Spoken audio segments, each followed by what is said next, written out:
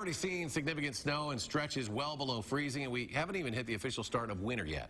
Federal forecasters predict a warmer, wetter season in southern Wisconsin. Danica Lewis has some tips for surviving without sun and snow before we start feeling like winter will never end.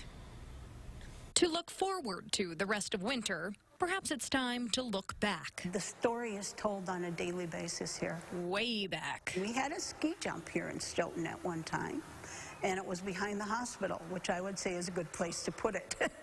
It's one of the ways early Norwegian settlers, expecting to have this glorious future, embraced their familiar surroundings. And today we're here only because of them. Just as Kathy Faris has embraced her family's story. Because it tells the story. Using things like an antique trunk to tell that story, one that's still being written. I think little bits of Norway float through Wisconsin still today.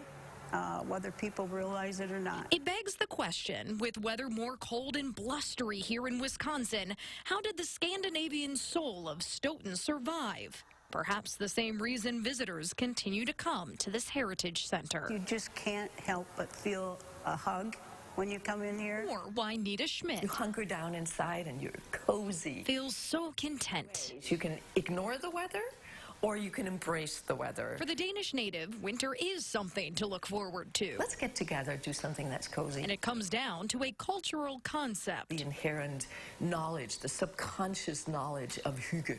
How do we hygge? Hygge exists in places like Denmark and Norway. The word encompasses the feeling of coziness with others, particularly in the colder months. There's got to be time to light candles. Yes.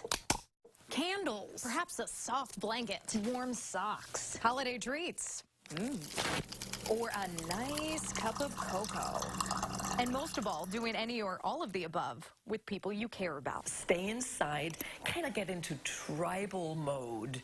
You're all inherently on the same page as regards customs, traditions. Connecting that's connected to the past. It's the warmth, the closeness. Knowing that looking back hundreds of years. Yeah, the heritage is definitely very strong. Could help us tough out the few months to come. The people, it's the people. It's all about that personal story. Danica Lewis, News 3 Now. The hygge way of living has been the topic of a number of books. Some people have even made their careers out of it, including a hygge wellness coach based right here in Madison. And for more advice on embracing the concept, check out the story at channel3000.com.